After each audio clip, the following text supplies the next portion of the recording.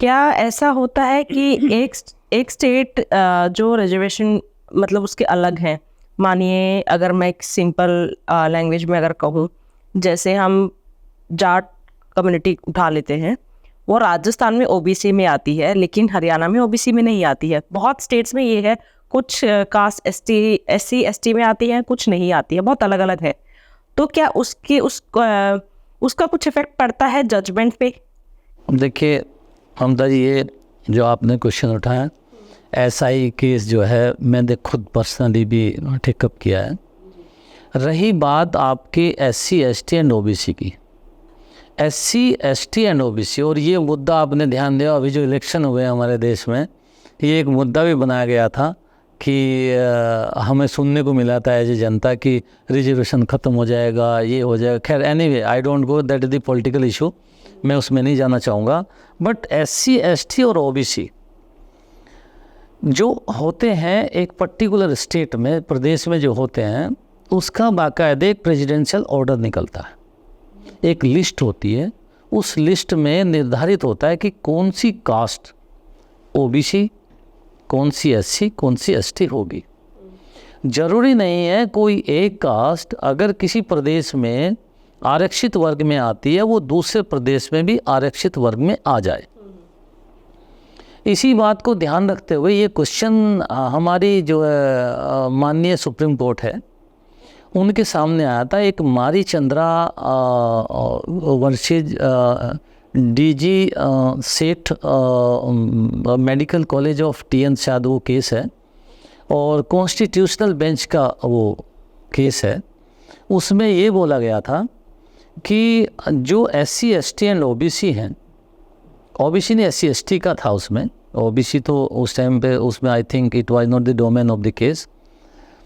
एक प्रदेश के सपोज करो कोई ए प्रदेश जेड का निवासी है, ठीक है ना, और वो प्रदेश एक्स में चला जाता है और वहाँ पे अपना अधिकार मांगता है कि भाई मैं तो सो एंड सो स्टेट में एससी था, तो मुझे इसी स्टेट में भी उसका बेनिफिट मिलना चाहिए। सुप्रीम कोर्ट ने बोला नो, एक प्रदेश का आरक्षित वर्ग दूसरे प्रदेश में आरक्षित वर्ग का बेनिफिट नहीं ले सकता, चूँकि उस दूसरे प्रदेश की जो स्थितियां हैं, परिस्थितियां हैं और जो कैटेगरीज हैं वो अलग अलग हैं। लेकिन ये शायद 1990 का केस है। उसके बाद में समवेयर आफ्टर 2000 एक केस दूसरा आता है, पुष्पा देवी। उस केस में 3 जज बेंच डिसाइड करती है ऑनरेबल सुप्रीम कोर्ट की। वो एक पर्टिकुलर व्यू लेते हैं अपना, वो कहते हैं ठीक है भाई, प्रदेश में तो नहीं है, ओके। चूँकि वो 3 जज बेंच है, वो लार्जर बेंच थी, आई थिंक 7 जज बेंच वाज देयर इन मारीचंद्रा, if I am not wrong, maybe 5 जज ऑल्सो, बट 5 जज से कम तो नहीं थी। उसमें 3 जज बेंच ने बोला पुष्पा देवी के केस में कि नो ठीक है, एक प्रदेश में अगर आरक्षित वर्ग है, दूसरे प्रदेश में नहीं है, बट यूनियन टेरिटरीज, जो यूनियन टेरिटरीज हैं हमारी, जो केंद्र शासित प्रदेश हैं, जैसे दिल्ली जिसमें हम बैठे हैं, ये भी एक यूटी है, चंडीगढ़ जैसे, उनकी जो कल्चर है, उनकी जो संरचना है वो थोड़ी अलग है। उसमें सेंटर के जो अधिकारी है और संरचना है वो टोटल प्रदेश जैसी नहीं है। ये बेनिफिट प्रदेश में तो नहीं मिलेगा लेकिन यूटीज़ में मिलेगा। स्थिति चेंज हो गई। अब इसके बाद देखिए 2009 में आइए आप, 2 जज बेंच सुप्रीम कोर्ट की एक व्यू लेती है, I think honourable justice S B. Sinha was there if I am not wrong. उन्होंने एक पर्टिकुलर व्यू लिया बेंच ने सुप्रीम कोर्ट की। उन्होंने कहा नहीं, उसको ऑर्बिटर डिक्टा माना पुष्पा देवी को, और उन्होंने कहा कि नहीं, जो बेनिफिट है वो बेनिफिट आपको यूटी में भी नहीं मिलेगा। अब देखिए जुडिशियल प्रोप्राइटी का क्वेश्चन उठ गया।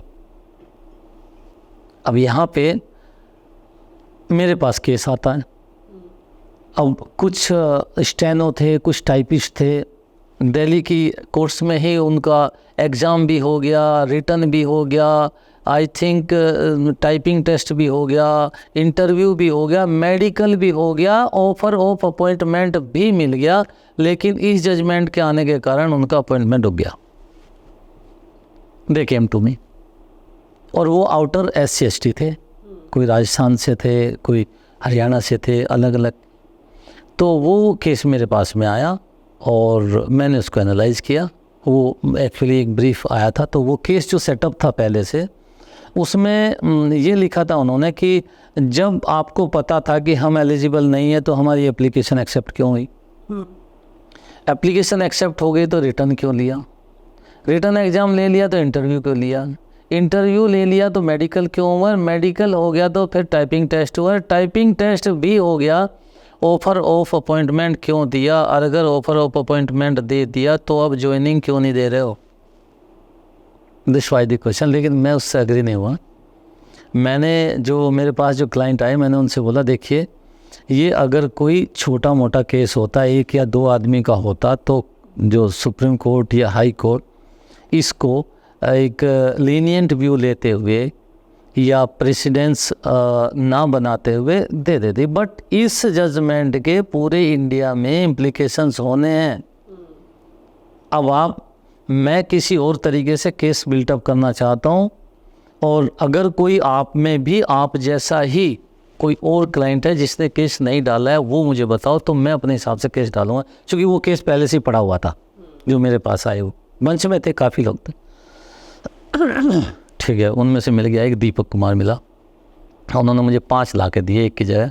तो हमने दीपक कुमार के नाम से एक केस डाला। उसमें हमने जो क्वेश्चन उठाया वो ये उठाया जो आपने क्वेश्चन उठाया था कि आप देखिए आर्टिकल 141 है हमारा संविधान का, वो ये कहता है कि हमारे ऑनरेबल सुप्रीम कोर्ट ने अगर कोई लॉ लेट डाउन कर दिया तो वो हमारी मदरलैंड के लिए, हमारी सभी कोर्ट्स के लिए लॉ है।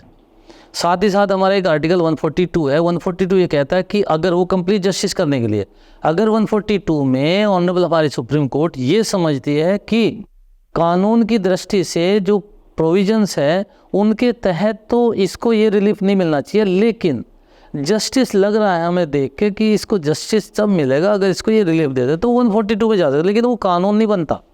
मैं आपको बताऊँ, वो एक स्पेशल केस होता है।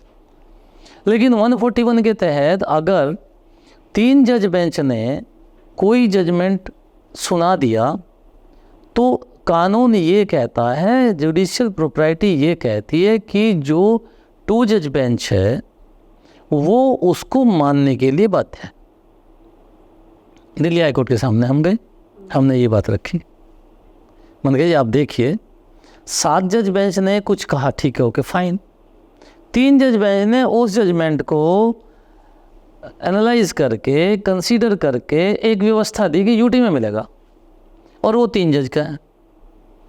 तो 2 जज बेंच को तो मेरे ख्याल से उसमें इंटरफेरेंस नहीं करना चाहिए था। बड़े खुशी की बात ये है कि उस केस को लेके दिल्ली हाई कोर्ट में, चूँकि एक ऐसा ही केस, सिमिलर केस पहले ही डिसमिस हो गया था, और पहले डिसमिस होके जो ऑनरेबल चीफ जस्टिस थे जिन्होंने डिसाइड किया था वो वहाँ से जा चुके थे, आई थिंक शायद एलिवेट हो गए थे सुप्रीम कोर्ट में। तो फिर इसमें चूँकि एक जो जुडिशियल प्रॉपर्टी को देखते हुए ममता जी, उसमें फुल बेंच कॉन्स्टिट्यूट हुई, 3 जजेज बैठे और 3 जजेज ने हमारे फेवर में दिया कि यस, चूँकि हम जो है पुष्पा देवी को मानने के लिए बाध्य हैं, न कि सुभाष चंद्रा को, चूँकि वो 2 जज बेंच का जजमेंट। तो इसमें तो मैं खुद था, मैंने खुद इस केस में जो ये केस लिटिगेट किया। तो ये होती है जुडिशियल प्रॉपर्टी जो आपने बताई है। और ज़्यादातर मुझे लगता है कि ज़्यादातर हमारे जो ऑनरेबल जजेज हैं जुडिशियल प्रॉपर्टी को बहुत अच्छे तरीके से मानते हैं, फॉलो करते हैं।